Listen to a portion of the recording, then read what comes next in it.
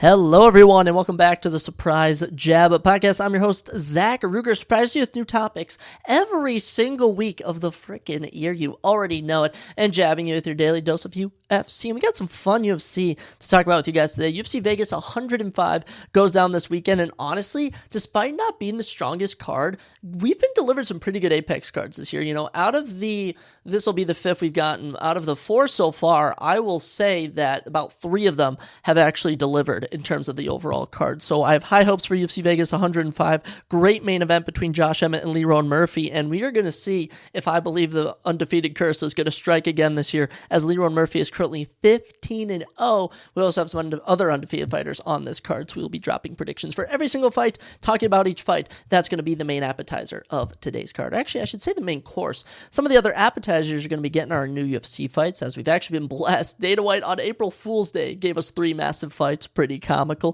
Going to be talking about Reacher Season 3. That's right, one of my favorite shows, Reacher. Season 3 dropped. I finally got around to watching it. It's been fantastic. Also going to discuss the NBA a bit more about the Final Four before the games this upcoming weekend. A lot of fun stuff on tap for today's episode. If no one knows, my car is actually, the battery died, so I've been carless. Let me just tell you guys, anyone who doesn't have a car and wish they have a car, I feel sympathy for you. I now have a newfound respect for when I'm driving my car, though. So just another thing to be thankful for with God, but that's all for our little intro. And I say we get right on into things with new UFC fights. And we're going to just start kind of from when they've been announced up until as of late, because we've got some good ones. Actually, you know what? I'll go through I was going to do that, but actually I'm going to go through the lesser ones into the bigger ones. So first off, let's start off with a fight that was just announced for UFC Kansas City, and it is a matchup at featherweight between Chris Gutierrez and John Castaneda, rebooked from, goodness, I don't even know. These two have been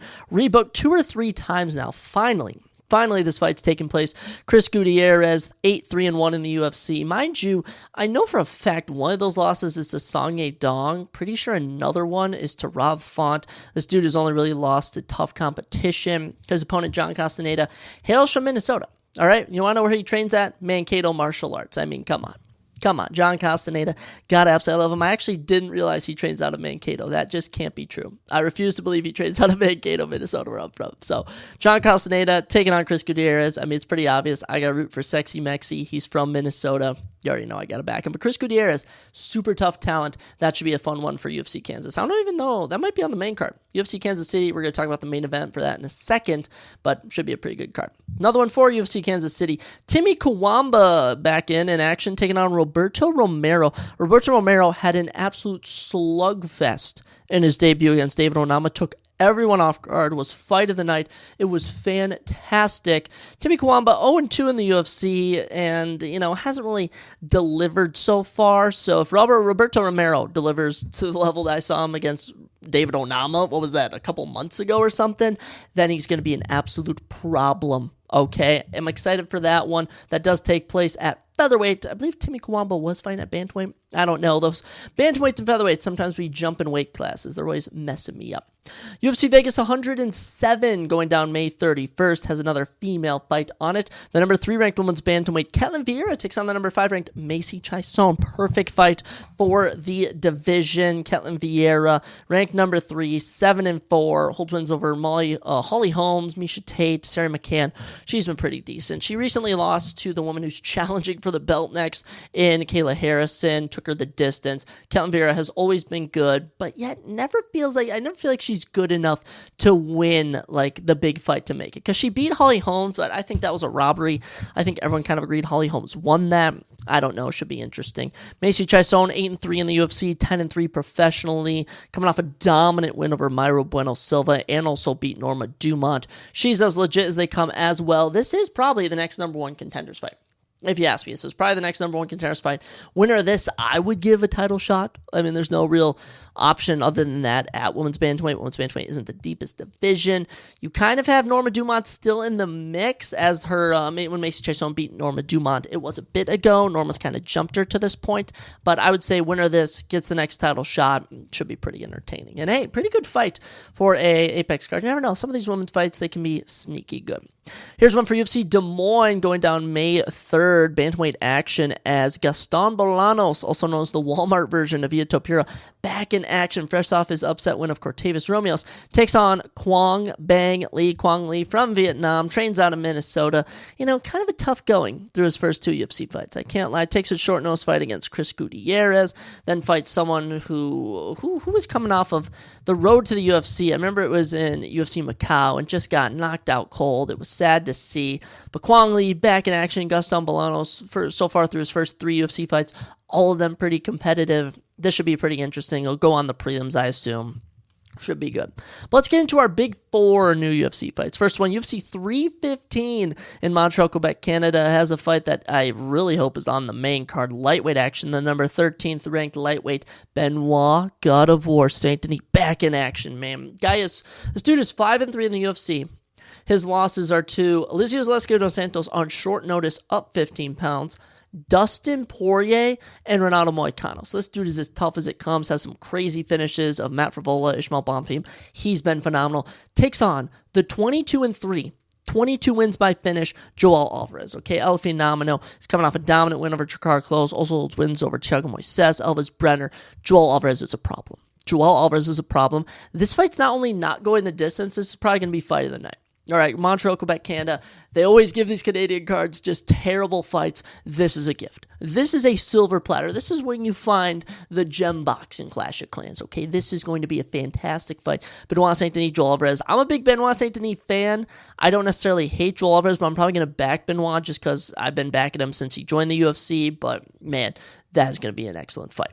Which you could arguably say is maybe the best of the final 3 new fights that we've had. But the new UFC Kansas City main event was, before we say what the new one is, of course, it was supposed to be Khalil Roundtree versus Jamal Hill. Jamal Hill pulls out. I mean, come on. Jamal Hill, the pull-out king. That man has no children. It's just a shame. Really wanted to see Khalil Roundtree Jr. mess him up, but apparently he has lingering issues. I think Jamal Hill might not fight again. This dude has so many health issues.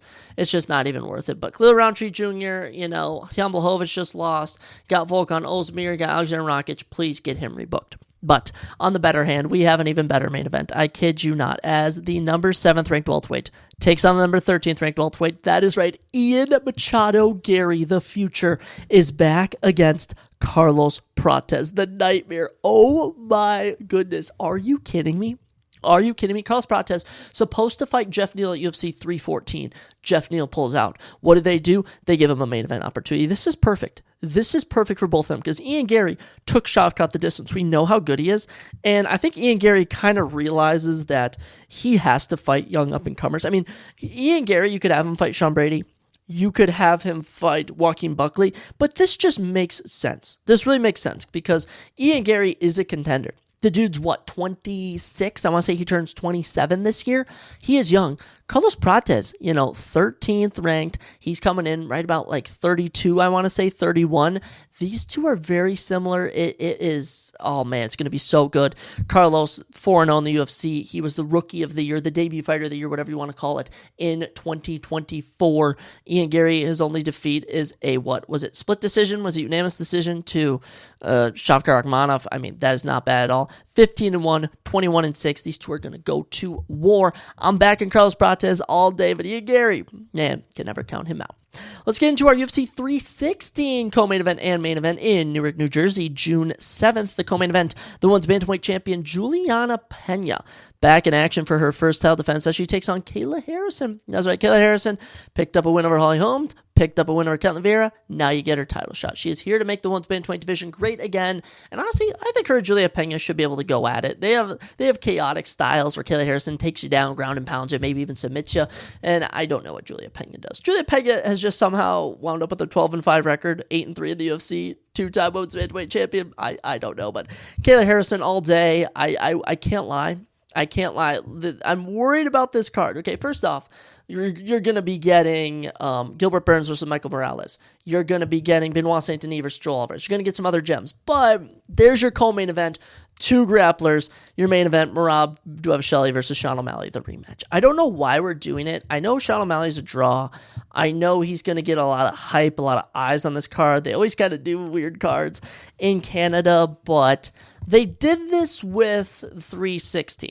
They did this with the Sphere, and you wound up getting 50 minutes. a co-main event and main event of Valentina Shevchenko grappling Alex Grasso and Merab grappling Sean O'Malley. So I think, depending how Juliet Pena versus Kayla Harrison goes, it's going to set the tone for the evening. I think either Kayla Harrison goes out there, finishes her, and you're going to see a finish in the main event, or you're going to see dual full 5-round grappling affairs. I don't really know what Sean can do to adapt, because we've seen Sean drop. I'll lose all 5 rounds. People are saying Sean O'Malley won that fight. I don't think so. Not even the slightest. Merab not only has fought since then, he is the current fight of the year in 2025. He beat Umar Nurmagomedov. He humbled Umar Nurmagomedov. And he's back in action, 19-4, 12-2, going for his second title defense. He has the craziest resume I've seen. Henry Cejudo, Jose Aldo, Sean O'Malley, Peter Yan, champions. He's just been utterly insane. So I'm actually rooting for Merab in this one. Sugar Sean, 18-2, his wins over Marlon Vera, Peter Yan, Aljamain Sterling. It's just, there's nothing that I see Sean altering besides landing the knockout punch. And I think it was all evident that he didn't pull the trigger when they fought the first time. He never really pulled back the trigger and was like, hey, I'm going to knock out Merab. He never did. He got out-grappled for all 5 rounds. He even got outstruck. There was at one point that Merab was kissing him on his back. Okay, it was ridiculous. And I think if Sean really, truly wants to get that belt back, he's going to need to change his mindset. He's going to need to be more on the attack. And I think with Merab, Merab doesn't have a controlling grappling style. So I think you almost just have to accept he's going to take me down. If anything, you need to sprawl. Just keep punching his face. Keep punching his face. We haven't really seen Merab deal with too much adversity in a while. Dude's just an absolute unit. So I'm backing Merab for that, but trust me, it should be pretty good. So a lot of new UFC fights. Last week, we weren't even able to discuss a new UFC fight. We've been blessed with a bunch here. So I think the biggest question is, what's going to be next for some of our divisions? What's going on at lightweight? What's going on at light heavyweight? What's going on at middleweight? A lot of questions to still be answered, but right now the UFC is setting up some good events for the first start of the year. Continuing on the sporting track of things, we're going to do a little basketball here. Let's discuss the current NBA standing. So we're not going to talk about HL today just because I feel like I know more about the NBA personally, and I don't even hate the NHL, but I also want to spread it out. We're next week we can talk about the NHL because both leagues have about 5, 6, 7 games left for every team for their season. So currently in the NBA, going to the Eastern Conference, Cavaliers have clinched either the number 1 or number 2 spot, but the Celtics are on a 9-game win streak in the number 2 spot in the East, 56-19. Cavs are 60-15, close on their tails. So if you're the Cavs, you just need to finish your last 7 out strong, get the wins, and if you're the Celtics, if you win out, you could potentially steal the number 1 seat. Now, who will they be matching up with? Obviously, I don't really know if it matters. You're either going to be taking on the Bulls, Heat, Hawks, Magic. Those are going to be your play-in teams, I guarantee, and I wouldn't give any of them a chance to beat either of those teams. So, Bulls currently are number 10. I think they've locked in a play-in spot. You still have technically the Heat, Hawks, and Magic could beat out the Bucks for that number 6 spot, but I doubt it. Knicks in third. They're 48-27 on a 3-game heater. They're probably going to be locked in. I believe they're just about going to lock in unless they really lose out that number 3 seed. So they'll probably be taking on the Bucks or maybe even the Pistons. Pacers in 4, 44-31. That Pacers team is good. Tyrese Haliburton's been an absolute unit. He's been leading that team well, and just overall, they play great basketball. Obi Toppin has improved his career since leaving New York. Pistons at the 5, 42-33. The bad boy Pistons are back. Bad boy Pistons are back. They were scrapping with the Minnesota Timberwolves the other night. I loved to see it. I really loved to see it. It was entertaining. It brought the crowd up. And don't get me wrong, Dante DiVincenzo and Naz Reid getting suspended hurt, but still pretty entertaining. Like I said, Bucks at the 6, 41-34. No one really talks about how Damian Lillard going there hasn't really done much. It hasn't really done much. The Bucks actually might be a tad bit worse. Gonna be honest. Don't get me wrong, the Trailblazers absolutely suck, but the Trailblazers need to move on. You can only make the playoffs and lose in round 2 so many years in a row, and I think it was the right move. But Bucks don't really know how they're going to do when they take on someone like the Knicks or Pacers. So we'll have to see. Magic at the 7, 37-40. The top 6 teams are all going to finish with positive records. You're looking at the Magic 37-40, Hawks 36-39, Heat 34-41, and Bulls 34-42, which are all probably going to finish in the negative range. So I'll be very curious to see how that transpires. Teams that are eliminated, Raptors 28-48, abysmal season. I give them a pretty good chance to land Cooper Flagg I can't lie. I honestly think, because the NBA always kind of tailors it where they want players to go, and I could see Cooper Flag going there. Don't really see him going to the Nets. Nets are 25-51. They're currently in 12th. They're on a 2-game win streak. They do play the Timberwolves next, but Cameron Johnson, he's pretty good. Other than that, this Nets team kind of irrelevant. 76ers, 23-53. They're in 13th. I feel bad for Joel Embiid, but at the same time, their team's been deep progressing, and 76ers are kind of taking a step back from where they used to be. There was that one spree where they were the worst team, then they were in the top 5. Now they're back in the bottom. 14th, Hornets, 19-56. I compare the Hornets and Wizards in the NBA to the Blackhawks and Sharks in the NHL. Two teams that were the bottom two teams in 2024, and they're still, again, the bottom two teams in 2025. Hornets, 1956. Yes, LaMelo Ball is a stud. Yes, they got a lot of good stars. I can see Cooper Flag going here, but they really need something going on with the Hornets. Their team is just not complete. And the worst team for a second year in a row. They're going to be competing with the Jazz, might I add, but definitely the worst team in the East, the Wizards. They are 7-31 at home, 9-20 on the road, 2-8 in their last 10, 3-game losing streak, 16-59. It's rough. It's rough, and they just don't have a star. They really don't. I mean, when I read the players on this team, Jordan Poole, okay, he was the backup in the Warriors. We all thought that Jordan Poole was going to be the guy to take over for Steph Curry. End up not being. Alex Sarr, like I said, kind of a weak rookie class this year. He'll need to progress. Carlton Carrington has been doing pretty good. I think he's either the backup point guard or backup shooting guard. He does an okay job. Chris Middleton, just always been a veteran role player. Not really working on a team like this. Marcus Smart, similar to Chris Middleton. You have Corey Kispert, Keyshawn George, A.J. Johnson. Got a lot of young guys. Malcolm Brogdon, former Rookie of the Year. Y'all remember Malcolm Brogdon? Yeah. Sadiq Bey, Anthony Gill, Sean Holmes. Just, I don't even know what's going on in the GM office. Someone has to get fired. Or they got to tweak something, because the East is pretty tough. Pretty tough, but that's current standing in the NBA in the East. Getting into the Western Conference, there's a huge discrepancy, and this is one of those years where you clearly have a number one team, and that's the Thunder. 63-12, 10-0 over their last 10. They're on a 10-game winning streak. They are 14.5 games ahead of the Rockets in second. So not only are they going to beat up the Cavs for the number one team in the league, they've already locked up the entire Western Conference. So Thunder, they're technically your favorites to win the NBA Finals. I guess you want to look at that. I think their biggest competition, if they were to get down to the wire, is going to be the Timberwolves, the Lakers, the Nuggets, but that'll be something for the playoffs. Into the Rockets, 49-27. It's pretty close. Pretty close for your top 6 spots. Rockets at 2, 49-27. Nuggets at 3, 47-29. Then you have the Lakers, 46-29. Warriors, 44-31. Grizzlies, 44-32.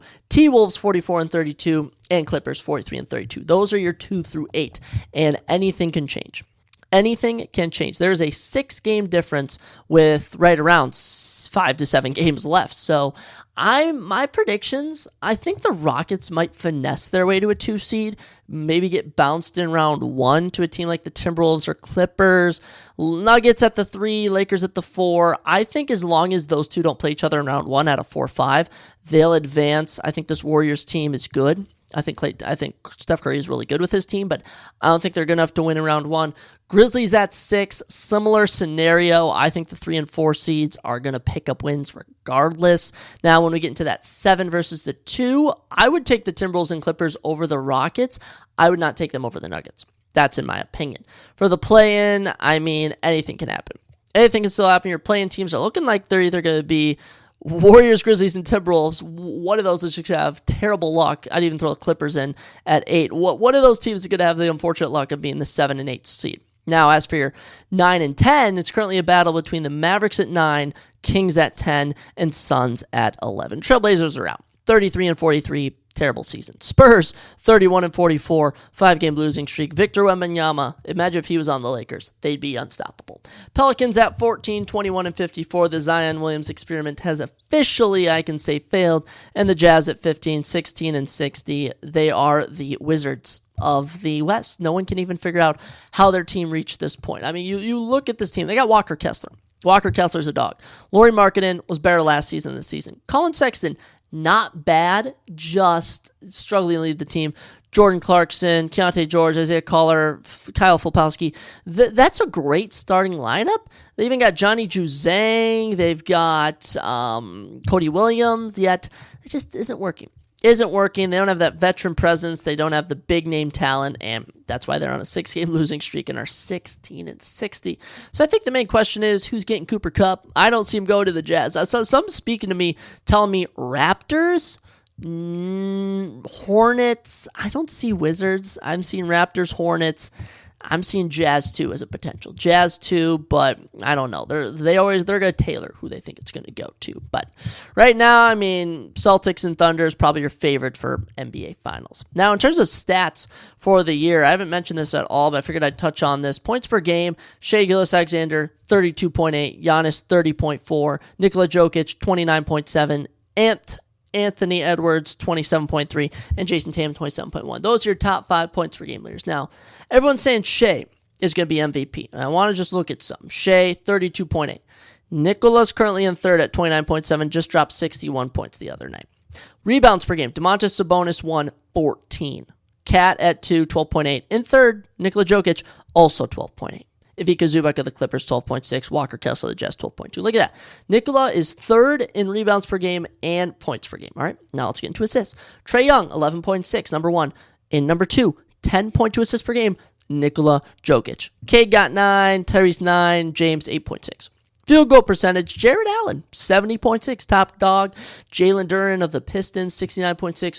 Rudy Gobert of the T-Wolves at 3. Also got Jacob Poeltl, Ivica Zubac. It's all those centers who just throw up little hucks here and there. 3-pointers made. Currently, there's a tie. Edwards does hold the top spot in the tie at 292. Also, Malik Beasley, 292. Curry in third with 282. And then you have Derek White at 4 with 247 and Jason Tatum at 5 with 240. So, currently a battle between Ant, Malik, and Curry for most threes made on the year. 3-point percentage, Taurean Prince at 45%. Very interesting.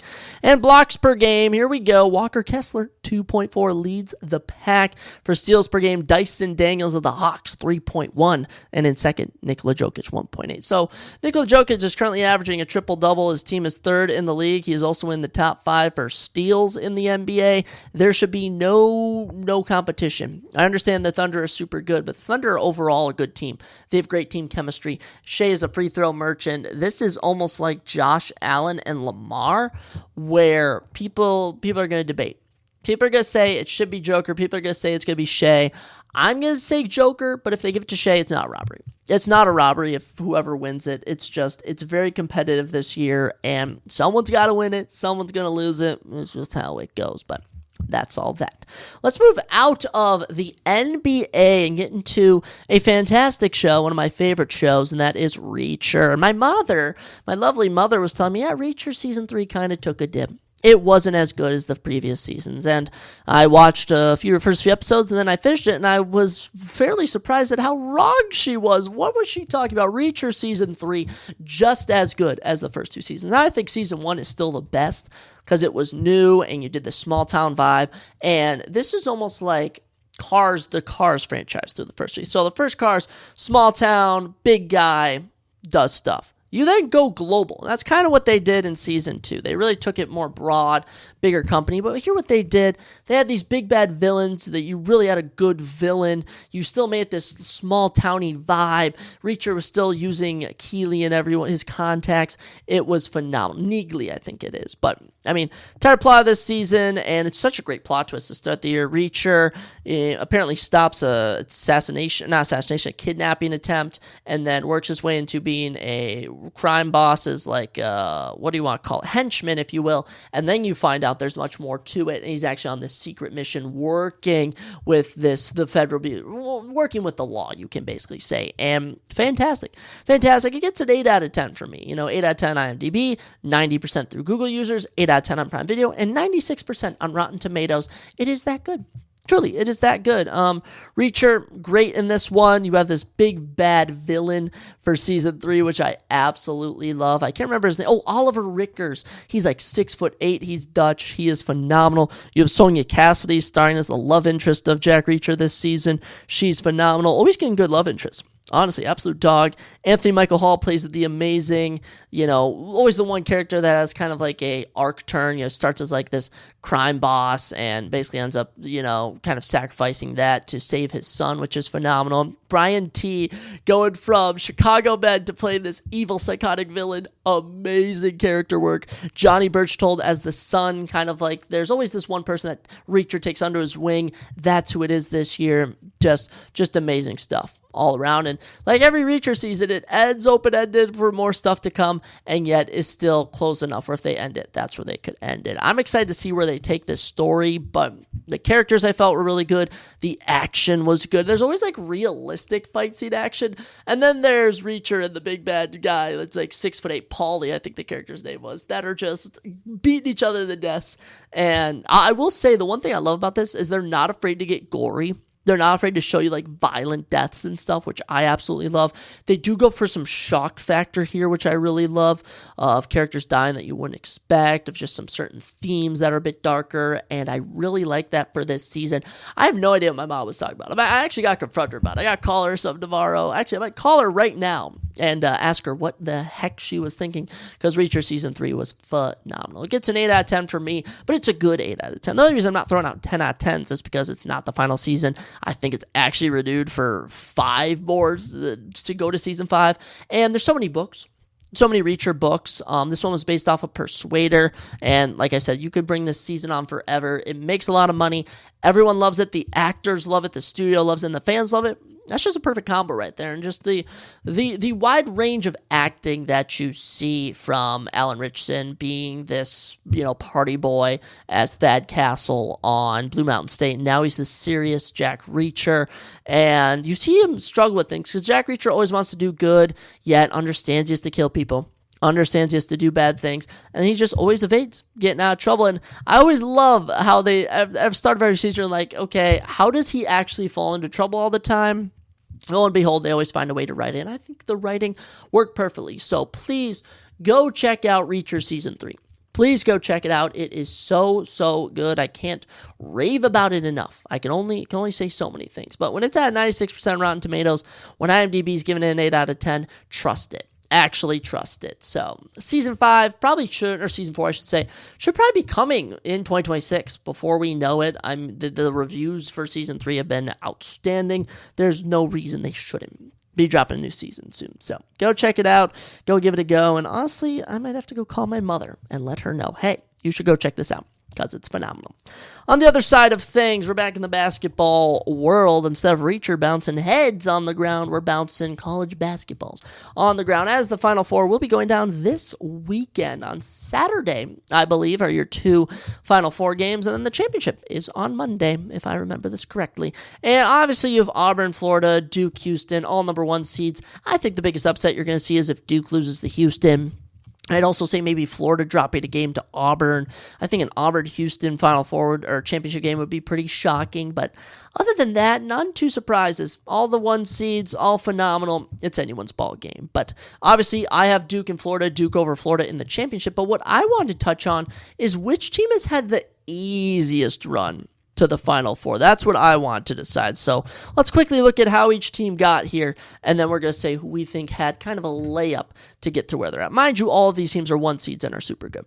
Starting in our South region, Auburn, they get to take on the number 16 seed Alabama State, win by 20, no shocker there. They then play the 9 seed Creighton, which honestly, this Creighton team felt a bit better than a 9 seed. They win 82-70, but they were down at halftime. They had to fight super hard in that game. So Creighton was a super tough game for that Auburn team. Round 2, they take on Michigan. Similar scenario. No, they win the 78-65, but the game was close the entire way through, and this 5-seed Michigan team was super tough. I mean, it was, I think, out of the Michigan, UC San Diego, Texas A&M, and Yale, of those 4 teams, whoever was going to play Auburn, Michigan was the toughest, and Auburn was able to pass it. They then get into the Elite 8, beat Michigan State by 6. That was tough. That was tough. Michigan State would not go away easy. I think a lot of people are thinking it was either going to be Iowa State, UNC, but number 2 seed Michigan State made it, played them hard, yet Auburn was able to get past them. So having to take on 16 seed, 9 seed, 5 seed, 2 seed,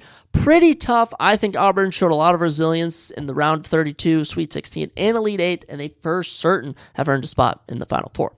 Their opponent, Florida in the West, takes on Norfolk State in round 1. They're, of course, a 16th seed, 95-69, blowout, doesn't count. Round 2, UConn, the defending champs, Dan Hurley, 2-point win, 77-75, arguably the toughest game Florida has been in to date. It was not easy. UConn was easily the best 8 seed. No one compared, and it was really a tough matchup for them. But Florida got past it. Dan Hurley threw a tantrum. What more are you going to expect? Sweet 16, I thought Maryland would be a challenge, but sorry, Derek Kigley, 87-71. Florida, it was supposed to be a tough game, but nope. Maryland is blown out by 16. Never had a prayer. Getting into the Elite 8, Texas Tech, 84-79, played a fantastic game. It was truly a great game. Did this one go to overtime? I honestly can't remember. I don't know if I can actually look at that somehow, but I believe this might have gone to overtime, if I'm not mistaken, as I try and look live on here. I don't know, but this was a super close game. It was as intense as it gets, and Florida managed to get through it. They truly managed to get through it. So UConn and Texas Tech proving the toughest test for them. And when I match that up to Auburn, I'm also going to say that Florida had tougher games against UConn, Texas Tech compared to Auburn's games against Creighton and Michigan State. So as of right now, as much as they had 2 blowout wins, Florida, I think out of the 2, had a tougher path to the Final Four. As for Florida and Auburn, that should be a fantastic game. I think all eyes are going to be on Walter Clay Jr., I want to say, and Johnny Bruni. I think those are going to be the 2 key star matchups that you're going to want to keep out when you're looking for the star players of each game. Let's get into the east side, the upper right of our bracket. Duke, I mean, it's tough. It's tough. When you have Duke, they're obviously the number 1 team in the tournament. Let's say you seed all 64 teams. Duke's number 1. Blowout St. Mary's 93-49, not even close. Blowout Baylor 89-66. Arizona 100-93, wouldn't go away easily. Caleb Love refusing to bow down. They get past them, and then Alabama 85-65, win by 20. I mean, Duke dealt with adversity in the Arizona game and at the start of the Alabama and Arizona game. But when I mean start, I mean the first 10 minutes. That's the start for each game. So Duke, out of the 3 so far, just no competition. You'd have thought Alabama would have given them a run for their money, but no, none of that whatsoever. And I don't even know who would have. Honestly, it was always going to be Alabama, Wisconsin, and BYU, just never really were going to give them that adversity. So Duke, easily the easiest schedule so far. I mean, I wouldn't even say it's easy taking on Bama and Arizona back-to-back, but they made it look easy. Getting into the Midwest, Houston, SIU Edwardsville, 78-40, giving up the least amount of points in the round of 16. Says a lot. They then take on Gonzaga, 81-76. Not easy. Not easy for Houston. Gonzaga, basketball school, we've known they're good, refused to bow down.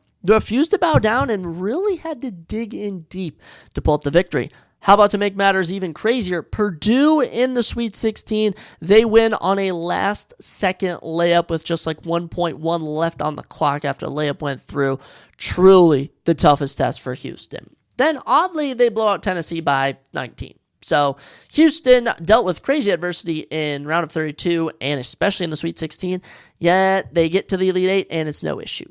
So, I think arguably Florida had the toughest games, but when I actually look at what should have been the toughest test, I mean, you have, Duke taking on a 9-4-2, I think could say one better than Auburn's chances. Florida taking on a 1-8-4-3 might be considered better, and even Houston taking on an 8-4-2, but it just appears to me Florida had a tougher path to get there. Playing a good team like Auburn might give them some trouble, but I'm going to say, Houston's win over Purdue was last second, so you could say that, but I'm going to stick with Florida. It's going to be a good 2 good games, 3 actually with the championship. I doubt we're going to get any blowouts. This is going to be high-level basketball. As much as, there hasn't been much madness I mean, what we really had no upsets with it. We had one 12 seed win, two 12 seeds win. We had a 10 seed. We had 12 seed there, 10 seed there, 11 seed. We had the 12 seed, like 13, 14, 15, 16, no upsets. You had one double-digit seed of 10 in the Sweet 16. In your Elite 8, their lowest seed was a 6 or something? Was that what it was? No, it was a 3, for goodness sake. So it's been high level, it's been competitive, but I'm going to pick Duke to come out on top. It's going to be good. Going to be good. Cooper Flagg, watch out for him on Duke. And LJ Cryer on Houston. Man, been with the team a while. He's an absolute senior stud. They got a lot of good players on all these teams. You're going to see a lot of future NBA stars balling out in this Final Four. So, as much as there's no freaking 12 seeds, 13 seeds, 16 seeds, whatever you want to call it, you get some high-level ball with all these number 1 seeds. And I'll tell you what else is going to be high level, and that's going to be all of our fights for this upcoming weekend. UFC Vegas 105 goes down this weekend, and we got the locks. We got your predictions for all fights. I mean, yet another packed card. I think there's like 13 fights this week. I absolutely love it. Let's check it out and drop our predictions for every single fight. Kicking off our card, we're in the women's strawweight division. Everyone's favorite division, right, guys? We love the women's strawweight division. As Vanessa Lil Monster Demopoulos takes on Toledo Problem Child Alenkar. Vanessa is 11-6. Toledo is 5-1-1, 5'2" to 5'1". Vanessa holds just 1 inch in height and a 1 inch reach advantage, 59 inches, 58. Wow. Not even 60-inch reach. These ladies got some short arms. I guess you could say that. Orthodox stance for both of them. Let's start with Vanessa. Vanessa minus 140 is the favorite for this contest. Vanessa is 36 years old from Nevada. Of her 11 wins, 1 knockout and 4 subs. All 6 of her losses, she has not been finished except for 1. That was her last contest out in September when Jacqueline Amorem shockingly submitted her with an armbar in round number 1, just about 3.5 minutes in. Vanessa Demopoulos, look, she's gone 5-4 in the UFC, never really done much. Holds a win over Emily Dukute. That was her last win in May of 2024. I mean, other than that, she has not done much with her UFC tenure. Has one armbar in 2023, which was a performance in the night. Other than that, just decision after decision. But, I mean, hey, she's been pretty decent in terms of took Karolina Kowalski the distance, took JJ Aldrich the distance. Those are 2 ranked women. So, Vanessa Demopoulos coming into this one with that standing. Her opponent, Toledo Alenkar, the plus 120 underdog, 34 years old from Brazil, but now lives and trains out of Florida. Of her 5 wins, she holds 3 by submission. 1-1 in the UFC, picked up a unanimous decision on Dana White's Contender Series. Actually was a split draw on there, then won her debut by split decision over Royana dos Santos, then lost her second matchup in August against Stephanie Luciano. So little is known about either of these women. Vanessa, Toledo, who do I go with? I don't really know. I'm going to be honest, little to be desired from both of these women. Look, last time out, Toledo took on Stephanie Luciano, got dropped, managed to get a takedown, nothing much there. As for Vanessa, I mean, got submitted right away in round 1, got taken down, got submitted. Look, this is where we thrive on underdogs, guys. This is where we thrive. Give me Toledo Alenkar, not just to win, but by finish with a submission, plus 120. This is where we're making our cheddar cheese. This is where we're retiring the family. I'm going with Toledo Alenkar to win this one. And only 1 inch shorter, only 1 inch reach less than Vanessa. These two are pretty short in terms of the women's strawweight division. I'm confident that if anyone's going to win, it's going to be Toledo Alenkar. Sticking with some of our shorter divisions, bantamweight action for the men as Victor La Mangosta Henry takes on Pedrino Falco. Some of these nicknames, they're just blasphemy to me. Victor Henry, 24-7 with 1 no contest. Pedro, 16-4, 5'7" to 5'6", just 1 inch in height for Victor Henry, and he holds 2 inches in reach, 68 to 66. Switch stance for Victor Henry, La Mangosta. Orthodox for Pedro Falco, minus 170 for Victor, plus 140 for Pedro Falco. Victor Henry, 37 years old from California. This man has 7 knockouts and 8 subs out of his 24 career wins. And out of his 7 losses, he's been submitted once, which was his last time out against Charles Jourdain, who submitted him in November. Wow, Charles Jourdain coming off a win. We got to get Charles on that Montreal, Quebec card that we were talking about, UFC 315. Victor, he has been 3-2 with a no contest in the UFC. Yeah, losses to Jourdain and Rafael Sunsao, wins over Raoni Barcelos, Tony Gravely, he TKO'd Raoni Yaha, which doesn't say much, and had no contest against Javid Basharat. I'll say the one thing that stands out to me is this guy's 37. And it feels like he's just getting into the UFC, which is never really a good sign. He is the favorite in this one. 15 of 24 wins have came by finish. Yet to really get a good finish in the UFC. That Rani Yaha one I don't really consider a good finish.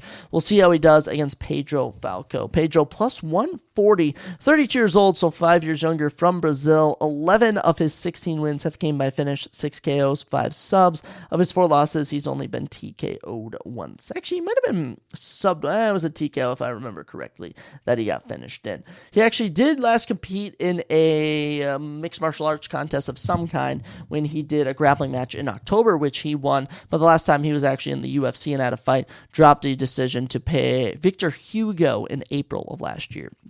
Won on Davis Contender Series with a round 3 TKO. Pedro just... you don't know what you get. Landed a takedown in the Victor Hugo fight. Other than that, pretty back and forth. This is such a 50-50 fight, and these are just... there's a lot of fights on these cards where there's close matchups, and I want to ride with the underdog. Because Toledo, Vanessa, whoever wins, I'll be okay. Victor and Pedro, whoever wins, I'll be like, okay. So it's not going to be much of a shocker. I'll say Pedro does have a better finish rate at 11 out of 16 compared to 15 out of 24 for Victor Henry. Victor is 37. I do often see with the bantamweights as they get older, they start to decline. Not really saying Pedro is a young spring chicken, but being a plus 140 underdog, gotta hop on him. Give me Pedro Falco by unanimous decision. I could even just see Victor Henry dropping this decision and it being a bad split decision or something. Back in the women's strawweight division as Loma Lookboonmee finally back in action. Long time, Loma, as she takes on Estela Nunes. Loma, 9-3. Estela, 6-5 with a no contest. How is she still in the UFC? 5'4" to 5'1". Estela has 3 inches in height and has 5 inches in reach. 66 to 61. Orthodox stance for both of our ladies. Loma Lookboonmee, minus 935. Estela plus 480. That's right. Loma is a massive favorite for this one. The 29-year-old is from Thailand, from Pawtucket. I don't know if that's actually how you pronounce it. Her family owns a gym out there, which is pretty cool. Of her 9 wins, 1 knockout, 1 submission. Of her 3 losses, she's been submitted just once. So that's right. 9 of her 12 professional fights have gone to a decision. So far in the UFC, not too bad, if I'm being honest. 6-2 decision losses to Angela Hill and Lupi Godinez. Not bad at all. Currently rides a 3-fight win streak. Last fought in February of 2024. Holds wins over Bruna Brazil, Elise Reed, and Denise Gomez. Loma gets it done in the takedown department, can also throw some strikes, has 1 finish by rear naked chokehold, got that in February of 2023, so happy to have Loma back in the UFC. Been a while. Thought she was from Hawaii. I think we have some Hawaii fighters later down the card, but representing Thailand, Loma Lookboonmee, excited to see her. Her opponent is Estela Nunes. This should be a layup for Loma Lookboonmee, but be careful with these women fights. Estela, that's right, the plus 480 underdog, 32 from Brazil. Of her 6 wins, 2 knockouts, and of her 5 losses, she's been finished in 4 of them, 2 by knockout, 2 by submission. She's had fights booked against Molly McCain multiple times, both of them falling apart. She's now stepping in to replace Vanessa Carnellosi, who was supposed to take on Loma Lookboonmee, so she's looking to get a fight in. She's currently 0-4 in the UFC, and she's been finished twice. Arnie Carnellosi, actually the woman she's replacing, submitted her in 2021. Sam Hughes beat her by decision in 2022. She lost to Yasmin Jaraguay in December of 2022, and last fought in July of 2023, where Victoria Dukova injured her in 34 seconds into the fight. So this is an easy pick. Loma Lookboonmee, got to go with a submission here. Minus 935. I'd love to go with an underdog in this one, but I'm going to be honest. Estela Nunes is just not cut for the UFC, and they're trying to give Loma Lookboonmee a little 4-fight win streak with maybe a second finish in that run to get her boosted into the rankings, which honestly, Loma Lookboonmee, in terms of the women's strawweight division rankings, if she wins this, I would pit her against a Tisha Pennington, Luciana Pinheiro winner or loser. I'd pit her against maybe if Yasmin Lucindo or Marina Rodriguez lose their next fight. I think there's options for Loma Lookboonmee to maybe tap into that Thailand market. Keeping the card rolling. Welterweight division as Rise Skeletor McKee back in action as he takes on Daniel Frunza. Ooh, Rise McKee coming into this one is 13-6-1. Daniel 9-2. 6'2" to 6'1". Rise has 1 inch in height and 5 inches in reach. 78 to 73. Orthodox stance for both of these gentlemen. We'll start with Skeletor. Rise McKee, the plus 125 underdog. 29 years old from Ireland. Of those 13 wins, 13 finishes, 10 knockouts, and 3 subs. Of his 6 losses, he's been knocked out twice. Rise has had 2 runs in the UFC, 0-2 in both of them. He's coming back for his first fight since March of 2024, and it's just been little to be desired. 2020, he got finished by Hamza Chimaev in just brutal fashion, but we'll let that slide. Then had to take on Alex Morono, who basically beat him to a pulp. Took 3 years off, went and won a championship in Cage Warriors. Comes back in September in Paris, drops a decision to Angelusa. He was then back in Atlantic City in March of last year, and he lost to Chidi and Chukani in a brutal performance. So Rise, they see potential in the kid, but as of right now, I mean, despite having a 100% finish rate, just has not done much in the UFC. We'll see how he does against the debuting Daniel Frunza, 30 years old, born in Romania, but now trains out of Italy, currently on a 5-fight winning streak. Of his 9 victories, 8 knockouts. Of his 2 losses, he has been submitted in 2 of them. Wow, both of his losses by out of his 2 submission losses, he's been submitted in 2 of them. Yeah, that would make sense, Zachary. Daniel Frunza got a TKO in round number 2 on Day 1's Contender Series, and it was kind of a comeback win for him in that contest. He got dropped in round 1, eventually managed to fight his way back in round 2, get the TKO. I love to see it. I don't know much about Daniel Frunza, but minus 175, I'm yet to see a lot from Rise McKee, so it's an Apex card. Anything can happen, but I'm going to pick Daniel Frunza to make the jump from the Contender Series to the UFC, unless Rise McKee decides to be good here, which I would not be surprised. We're going to ride with the rising prospect in Daniel Frunza. A 5-fight win streak, I mean, he's from Italy. I'm going to Italy. Romania. Andrew Tate's from Romania, and he's not going to lose to the top G, right? However you want to phrase that. Comical stuff.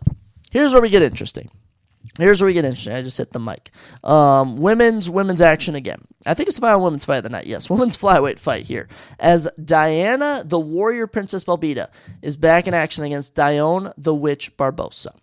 Diana Belbita, 15-9. Diona Barbosa, 7-3. 5'7" to 5'6", 1 inch in height for Belbita, 2 inches in reach for her as well, 68 inches to 66. Orthodox stance for both these women. Diana Belbita, plus 530. Dione Barbosa, minus 1,105. That's crazy. We'll start with Diana Belbita, who is just not done good in the UFC. 28 years old. She was also born in Romania, same as Daniel Frunza. She now reigns out of California. Okay, 15 wins. She's gotten 10 finishes, 6 knockouts, 4 subs. Of her 9 losses, though, she's been submitted 5 times. So not too hot. She's gone 2-5 in the UFC. Those losses are twice to Molly McCann, once to some random, once to Karolina Kowalski. Last win came in June of 2023. So she fought in February of 2024. Molly McCann submitted her. That's been that. Diana Belbita back in action, the plus 530 underdog. Her opponent, Diona the Witch Barbosa, 32 years old, the minus 1,100 favorite. Insane. From Brazil, 3 subs of her 7 wins. Of her 3 losses, she's been knocked out once. She was actually supposed to fight Yasmin Jauregui at UFC Mexico City literally last weekend, but that fight fell apart. Instead, she's picking up Diana Belbita here. Diona Barbosa, she's gone 1-1 in the UFC. Beat Ernesta Karachenka, then lost to Miranda Maverick. Now, the Miranda Maverick loss, not too bad. We know how good Miranda Maverick is. But, I mean, she got a submission win on Day 1's Contender Series. The Ernesta fight was boring. The Miranda Maverick fight was boring. Little to be desired. And, this is the surprise jab podcast. This isn't the predictable podcast, okay? This isn't the predictable jab podcast. And Diana Belbita, plus 530. This is 50-50 and no one realizes it, okay? She's fighting Molly McCann. She's fighting Karolina Kowalski. You have one fight against Miranda Maverick down to Barroso, okay? Also, her nickname's The Witch. I don't like witches. Okay, witches are demonic. I'm not demonic. I like Jesus Christ. That's all you need to know. And Diana Belbita, she's from a great Christian nation like Romania. She hails in the very progressive Canada. It doesn't matter. She actually gets finishes. Diana Barbosa does not get finishes. Give me the plus 530 underdog, Diana Belbita. This is what we do, boys. This is what, and girls. And girls, don't think we don't give ladies some support on the podcast. Diana Belbita to win this one. Heck, I don't know if knockout or submission's like plus 20,000 or something, but bet on one of those. Diana Belbita over Diana Barbosa. Mwah. I love our prelim predictions. Keeping it up, 2 more prelims for you. Bantamweight action as Davy Dangerous Grant, back in action against Daniel Willie Cat Santos. What a nickname right there. Davy Grant plus 150, Daniel Santos minus 180. Davy Grant 16-7, Daniel 12-2, 5'8" to 5'7", 1 inch in height for Davy Grant. We also have 2 inches in reach for him, 69-67, orthodox answer both of our fighters. Davy Grant, we know him. We love him. Been with the UFC for a fat minute. He's 39. You thought Victor Henry was old. Davy Grant, 39. Born in England. Now trains out in Nevada. 11 finishes and 16 wins. 4 knockouts, 7 subs. Of his 7 career losses, 4 of them have came by submission. Davy Grant, been with the UFC over a decade. I mean, this guy holds a win over Marlon Vera. Holds a win over Jonathan Martinez. Luis Smoka. Became the first man to defeat Ramon Taveras. I mean, he's good. He's pretty talented. You know, some of his losses, lost on The Ultimate Fighter back in 2013, lost a fight of the night to Marlon Vera, which was very 50-50, lost a fight of the night split decision to Adrian Yanez, and last time he lost was to Daniel Marcos, which a lot of people like myself don't think he actually lost. So 3-1, that one loss, a controversial split decision, not too bad. Last fought in December, absolutely humbled Ramon Taveras, 147 single strikes, 269. I mean, dude's an absolute killer. Davy Grant, I know I was saying Victor Henry 37 is getting old, but there's something about Davy Grant. Davy Grant gives off Glover Teixeira vibes, where he's 39 and still looking to be in his prime. So, Davy Grant, Englishman pretty much. Love watching him fight. His opponent, the minus 180 underdog. Favorite, minus 180 favorite, Daniel Santos, 30 years old, from Brazil. 7 finishes and 12 wins, 5 knockouts, 2 subs. He was supposed to fight Daniel Marcos, November in 2023. He was then supposed to fight Said Nurmagomedov, October 2024. He has not been able to get a fight for almost 2 years. He last fought Johnny Munoz June 3rd, 2023. Been a long time coming. He beat John Castaneda in 2022, dropped a decision to Julio Arce in 2022. We have not seen Daniel Santos in a long freaking time, guys. It's been a long time coming. And David Grant, he's been active. David Grant last picked up a win over a prospect in December. I'm going against my word. I don't really like Victor Henry. I do like me a little dangerous David Grant. Give me David Grant to win this one. I can't believe he's the underdog. That makes no sense. David Grant should be the favorite in this one. Daniel Santos hasn't fought in 2 years. Give me David Grant all day. Final prelim of the evening. We're in the men's flyweight division as the Jamaican sensation man O'Day Osborne takes on Luis Grim Garuli. Wow, what a creative nickname, Lewis. Lewis minus 275, O'Day plus 190. O'Day Osborne, the Jamaican sensation, 12-8 with a no contest. I describe him as the flyweight Jalen Turner. They just kind of have the same hairstyle. Luis Garuli, 10-0. Undefeated fighter streak, 5'7" to 5'5". You get 2 inches a night for O'Day. O'Day also has 9 inches in reach. Holy cow, 73-64. He fights southpaw. Luis fights orthodox. Let's start with O'Day, man. O'Day Osborne, the 33-year-old, is from Jamaica, but actually now trains out of Wisconsin. 9 finishes and 12 wins, 4 knockouts and 5 subs. And out of his 8 losses, he has been finished 6 times. 4 by submission, 2 by knockout. Yeah, not the best for O'Day Osborne. Started off his UFC career not too bad, 5-3. He has since dropped his last 3 fights. Last loss to Ronaldo Rodriguez at the Sphere in 2024, which actually the Sphere is 306. I think I was calling it 316. My bad, but other than that, submitted by Alpha Filo, submitted by Asuma Bayev. Last picked up a split decision win over Charles Johnson, February 2023. He's been knocked out by Tyson Nam. He's knocked out Saruk Gadashev. He's been knocked out by Manel Cape, submitted by Brian Kelleher. He's knocked out Jerome Riviera. You never know what you get with O'Day Osborne, you know. And I will say his height and reach you would think would play into his favor, but it really hasn't. It really hasn't. But this is a great opportunity for O'Day as he's taken on a debuting prospect. There have been just a terrible string of undefeated fighters losing this year, and we'll see if that keeps up with Luis Garuli. Luis Garuli, 31 from Colorado, 5 knockouts and 10 wins. And yes, he is undefeated. Picked up a split decision win over Nick Piccini on Day One's Contender Series in October. He landed 105 significant strikes, yet got taken down 10 times. 10 of 20 attempts, okay, for Nick Piccini. 5.5 minutes of control time. So Luis doesn't have the best defense, but I won't lie. O'Day landed a takedown against Ronaldo Rodriguez. He also dropped Ronaldo Rodriguez, but we just saw Ronaldo Rodriguez against Kevin Borjas last weekend. We know the skill level there. I will say the Charles Johnson win was good. The Zrukashev win was good, but we can't look at those, man. That's 2022, 2023. We can only really look at 2024 at this point for reference. So this is pretty tricky for me. Luis Garuli, he's coming into this one. He's gotten knockouts. He's undefeated. And there's something's telling me Luis. Something's telling me Luis. But also, guys, I was going to pick some other undefeated fighters on this card. And I know there's been a chain of undefeated fighters losing. And some's just speaking to me. Something's saying, Zach, O'Day's going to win. O'Day's going to do it. He's the man, but I don't think we're going to pick him. Look, Luis, you're 10-0. You want a split decision. You've been taken down. O'Day has been here. He's experienced. Give me O'Day Osborne. No, I'm just kidding. Give me Luis Garuli. I don't know. I can't decide. Like I tell you guys every week, we do live decisions here on the podcast, and I flip-flop. I never know what to do. All we've been doing is picking underdogs, so how about we let the dogs eat? O'Day Osborne over Luis Garuli. The undefeated streak lives on of fighters losing. You know what? Will I regret it? Maybe. Will it live in infamy? Yes. With that, ladies and gentlemen, we will be getting into our main card predictions. Right here. So, back with another undefeated fighter. Middleweight division, Torres Finney, the Punisher. About time this man made his UFC debut. Taking on Robert Robzilla Valentine. What the frick? Robzilla? Torres Finney, 10-0. Robert, 11-4 with a no contest. 6'2 to 5'8. 6'2 to 5'8, 6 inches in height for Robert Valentine. Only 2 inches in reach, though. 77-75, orthodox stance for both of these boys. Torres Finney, minus 225. Robert Valentine, plus 170. Ooh, not too shabby. Torres is coming into this one 26 years old from Georgia. He is a wrestler.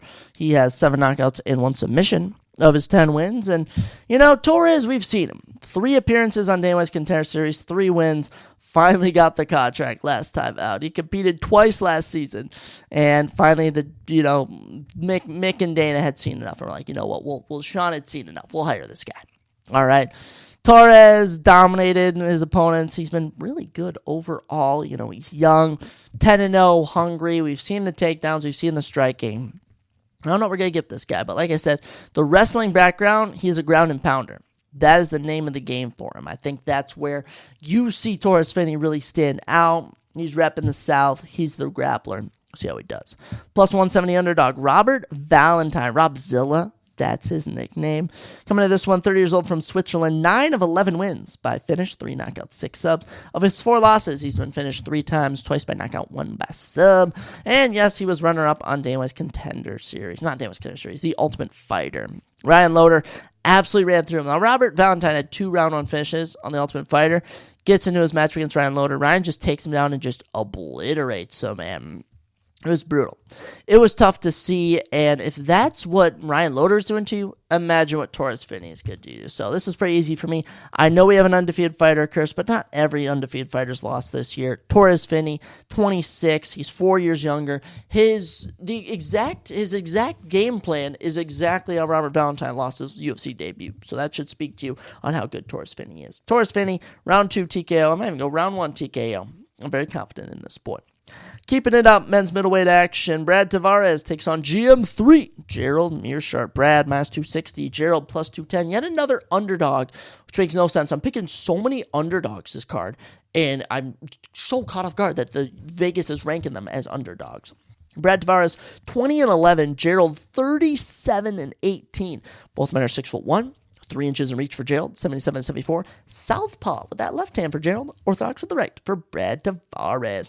Brad, the minus 260 favorite, is 37 years old. There it is from Hawaii. 5 knockouts and 2 subs. That's right. 7 of 20 wins by finish. He is a decision machine. Of his 11 losses, he's been knocked out 5 times. That's right. This boy goes to decision a lot. Brad, been with the UFC since 2010. That is right, 15 years for good old Brad Tavares. He's found some killers here and there. Yoel Romero, Tim Bolsh, Robert Whitaker, Israel Adesanya, Edmund Shabazian, Justice Duplessis, Bruno Silva, and yeah, he's lost to all of them. He's actually on a 2-fight losing streak. Gregory Rodriguez TKO'd him, and he lost a split decision to Jun-Young Park in October of last year. Last win came against Chris Weidman at UFC 292 in 2023. So, been a fat minute since we've seen Brad Tavares pick up a win. And yeah, we've seen him get taken down. We've seen him get outstruck. Brad Tavares has been little to be desired as of late. He's never been submitted, though. I do want to say Brad's never been submitted. He's only been knocked out in his losses. But that's about to change, ladies and gentlemen, as we enter the best submission artist, one of the best gatekeepers of them all, GM3, the plus 210 underdog, Gerald Meerschaert, 37 from Wisconsin, 6 knockouts, 29 subs. That's right, 35 of 37 wins by finish. Of his 18 losses, he's been finished 13 times, 9 of those by subs. This man, so most submissions in middleweight history, he's also probably been submitted the most in middleweight history. But Gerald Meerschaert, you gotta love him. Gotta love the guy. And he lost last time out to Rainier Day Ritter in November, which was his last fight. But before that, submitted Edmund Shabazian in August, submitted Brian Barberina in March. I do want to read you just some of the guys GM3 has lost to in his 9+ years with the UFC. Thiago Santos, Jack Hermanson, Kevin Holland, Eric Anders, Hamzat Chimaev, Krzysztof Jotko, Joe Pyfer, Andre Petrovsky, and Rainier Day Ritter. Like, this guy is only really losing the best of the best. Holds wins over Bruno Silva, Dustin Stolfus, Mahmoud Muradov, Trevin Giles. A lot of names you might recognize. I like him. And but when I saw this picked, I'm like immediately thinking Gerald Meerschaert. And as much as I was like, Diana Belbita is a super big risk. You got Pedro Falco, Leon Claw. I'm doing a lot of risk on this card. It's weird to think that Gerald Meerschaert at plus 210 is actually a pretty big risk in the betting world, when in all reality, I genuinely think he's going to win. I don't know what Brad Tavares could do to win this. He'd have to win in the striking. I think Gerald's going to take him down, get a hold of his neck, hit him with the guillotine. That's going to mean lights out for Brad Tavares. So give me Gerald Meerschaert to win this one by submission. I'm honestly very confident in this pick. And if it doesn't come true, I'll probably just go, damn, Gerald Meerschaert. Got to get back one day. Next up on our docket, men's heavyweight action. As you would be surprised, the number 50 of the ranked heavyweight is Kenny Nchukwu, the African Savage. How about that? Taking on Martin Badys, B-A-D-Y-S. Baddies? Martin Baddies Boudet. Okay. It's kind of a funky name. Kennedy, 14-5. Martin, 14-2. Minus 270 for Kenny, plus 220 for Martin Boudet. 6'5" to 6'4", 1 inch in height for Kenny, and he has a notable 6 inches in reach. 83-77. Southpaw for Kennedy. Orthodox for Martin Boudet. Kennedy, that's right, he's ranked number 15 in the men's heavyweight action division, I should say. 32 years of age, from Nigeria, but now trains in Dallas at Fortis MMA. 10 knockouts and 1 sub, 12 of 14 wins by finish. And of his 5 losses, he has been finished 3 times, 2 by knockout, 1 by sub, but moved up from light heavyweight. At heavyweight, 2 wins, both in round 1, both knockouts, over Chris Barnett, Lucas Brazil. So those guys aren't good. Okay, that's something I do want to get across, that Chris Barnett and Lucas Brazil are not that good. Some of his losses: Dustin Jacoby, Oven St. Preux, Nicola Negamorano, Dawoon Jung. It's been hit or miss with him. He's had main events against frickin' Ian Kudalaba. He's beaten Devin Clark, and then he's dropped decisions to Oven St. Preux, which make literally no sense. He's been knocked out by Dustin Jacoby. Makes no sense. So it's really hit or miss with Kenny Nchukwu, but I do think this is kind of a test if he can move up in the men's heavyweight division, because the men's heavyweight division is just about impossible to break into. I actually heard a rumor that they might do Derek Lewis versus Talshan Teixeira, and even that, I don't know if Talshan Teixeira can make the jump. So we'll see if Kenny can get past Martin Boudet. This should be a formidable test. Martin Boudet coming into this one, 33, the plus 220 underdog from Slovakia. Repping Slovakia. 9 wins of his 14 have came by finish. He's gotten 6 knockouts and 3 subs. 1 of his 2 losses have came by knockout. And he actually was supposed to fight Rizvan Kuniev in December of last year, 2024, and that fight never materialized. He's been waiting to get an opportunity. He last fought in June of 2024, where he picked up a split decision win over Andrei Arlovsky. actually retired him. His lone loss is to none other than Shamil Gaziev, the biggest meme fighter. Holds some wins over Josh Parshin, Jake Collier, also Lucas Brzeziak, Chris Barnett. You know, when you think of fat, random prelim fighting, even just Apex card fighting heavyweights, Martin Buday comes to mind. And I was really thinking about picking Martin Buday, but Martin has no momentum rolling in. A lot of people thought Andrei Arlovski won the last fight, and Kennedy's on a roll. Kennedy's confidence is at an all-time high. He just got another round one finish, 2-0 at heavyweight. I mean, I think Kennedy's taking this one. I'm feeling a knockout too. I'm feeling like a Shamil Gaziev style where Shamil's just laying into Martin, and Martin wasn't even fighting back, and the ref's like, stop. That's what I think Kennedy's going to do, and you might even see Martin Buday fall over. Should be an interesting contest.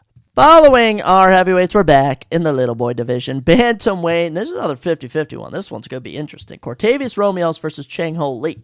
Cortavius, 9-3. Chang Ho, 10-1. 5'8" to 5'4". Romeos is 5'4". Wow. 4 inches a night for Chang Ho. 1 inch in reach for Chang Ho. 69-68. Southpaw for Romeos. Orthodox for Chang Ho Lee. Martin Buday, you know, he was weighing 260. Cortavius, 135. That's crazy. About half a human almost at that point.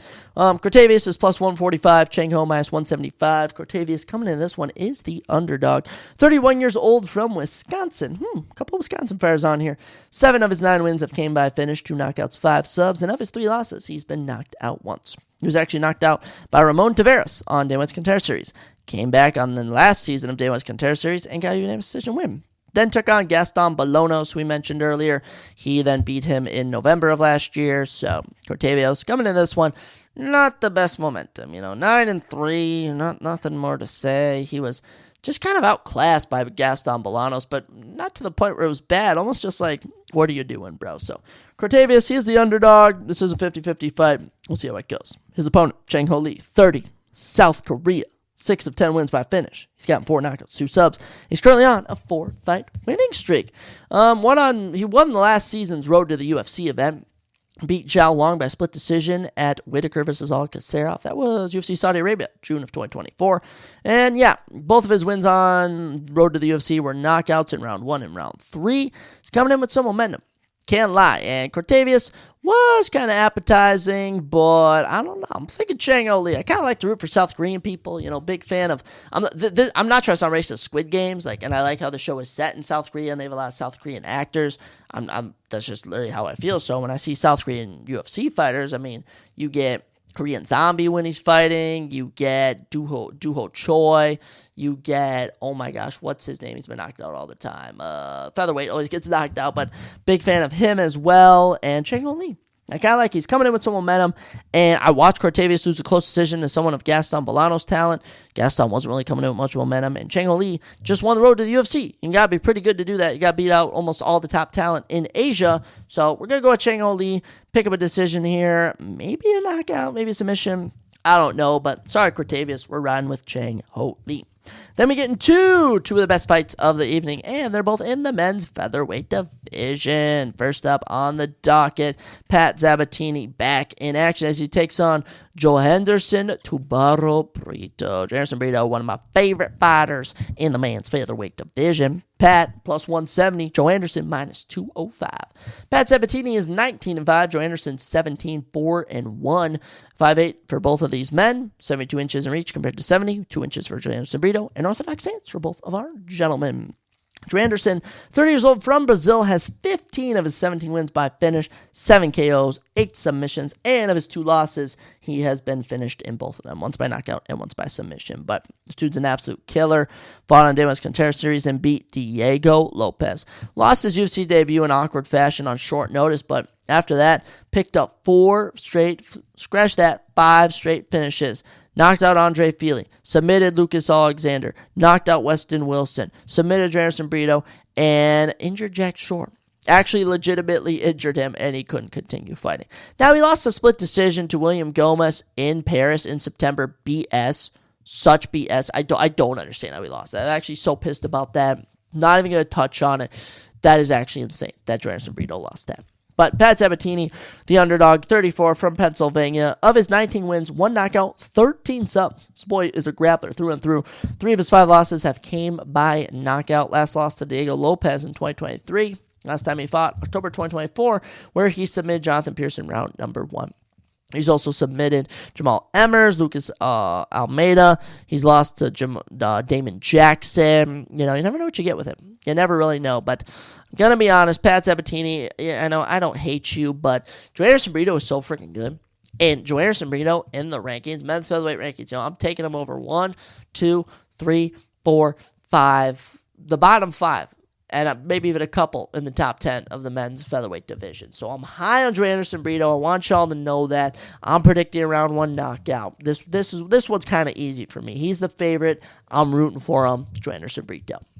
With that, we get into the main event. Pretty good main event. This is a tough test for both of these guys. A lot of things are right on the line. Number 8 ranked featherweight Josh Emmett. Number 10 ranked featherweight Lerone Murphy. Coming into this one, Josh, CCO Emmett, I think his nickname is, 19-4. Lerone, the Miracle Murphy, 15-0 with 1 draw. 5'9" to 5'6", 3 inches in height for Lerone, 3 inches in reach as well for Lerone, 73-70. Orthodox stance for both of our fighters. That's right, Josh Emmett plus 220, Lerone Murphy minus 270. Some other people tell me he's minus 365. People are telling me Lerone Murphy is a massive underdog. I don't know. Maybe he is, maybe he isn't. This is going to be good. Josh Emmett, 40 years old. Weird to think. Josh Emmett, 40 years old. This guy crept up on him. From Sacramento, 9 of his 19 wins by finish, 7 KOs and 2 subs. All 7 of those knockouts have been good. Can't even lie. And 2 of his 4 losses, he's been finished in. Once by sub, once by submission. Josh Emmett, been with the UFC for 9 years. He's had some dogfights. He really has. Ricardo Lamos, great knockout there. Jeremy Stevens. Michael Johnson knockout was legendary. Mirsad Bektic. Shane Burgos fight of the night. Dan Ige fight of the night against Calvin Kattar. And then Svan Yair, been submitted. Last time he lost, Ilia Topuria, June of 2023. Last time he won, December 2023, when he knocked out Bryce Mitchell cold. So, took the entire year of 2024 off. Might be dealing with some injuries. And yeah, his last 2 losses, Yair Rodriguez, who fought for the belt after beating him, and then Ilia Topuria, who is one of the best champions we got out there. So, Josh Emmett, he has knockout power. He can go the distance. I don't actually think he's ever truly won a main event. He obviously beat Calvin Kattar, but I never thought he did. Ilia Topuria whooped him. Jeremy Stevens, we fought him. He beat him. I don't know. I think Josh Emmett is good, but I think he has potential to be beat. And that's what I think will happen here. Lerone Murphy, 33, the minus 270 favorite from England. 7 KOs and 15 wins. He is slowly becoming a decision machine. But, he's undefeated. He's undefeated. He's been improving. Split decision draw in his debut, then gets a TKO, then beats Douglas Silva de Andrade, then knocks out Manco Americani with a nasty knee, then beats Gabriel Santos in a tough decision, humbles Josh Kuyabao, then has a fight of the night against Edson Barbosa, 5-round main event in May of last year. And then in October, almost gets knocked out by Nate round 1, fights back and wins rounds 2 and 3. We've seen him fight adversity. I think overall, Lerone Murphy is the total package. I just think the one issue you're going to see Lerone lose is if he can't land a takedown and if Josh Emmett knocks him out. Okay, and we've had the undefeated fighter curse, but I don't think it breaks here. I'm going with Lerone Murphy. I'm also visually picturing myself watching this fight, and I would probably be rooting for Lerone Murphy. So the Miracle is going to survive the undefeated curse and truly pull off a miracle decision win. I think 5 rounds. I don't see Lerone getting a finish over Josh Emmett. I think it'd be vice versa. However, Lerone Murphy is still going to rock with him. So those are predictions for the prelims, for the main card. A lot of fun action coming at you this weekend. Might watch it. I've kind of amped myself up. I kind of do it with all these cards, but there have been some brutal main events. Okay, as much as we had some good main events, we had some brutal ones. Moreno, Usyk, L. Edwards Brady, a lot of people were calling it L. I liked Vittorio Dolidze an L. Parrot Ankalaev, I picked Ankalaev, but still 5 rounds at L. K-Paul Maiev, fun. Pseudo Song, L. Kadira Rodriguez, W. Duplessis Strickland, an L. Alsanya and Movov, W. Dirty Hebus, a W. Makhachev Moicano, a W. We'll see how the year progresses. But yeah, another Apex card. I can look past it. I truly can. But ladies and gentlemen, thank you so much for listening to another episode of the Surprise Shot Podcast. It was fun. We talked about Reacher, the Final Four, NBA, new UFC Fights, and of course our UFC Vegas 105 predictions. Guys, make this the best weekend of your lives. Go out there and tell everyone about the Surprise Chat podcast. If you ever want someone to come on and talk to me, if you listening want to come on and talk to me, shoot me a message. I'm a pretty open book, and I love talking to people. Guys, as always, I'll catch you next time on the Surprise Jab podcast.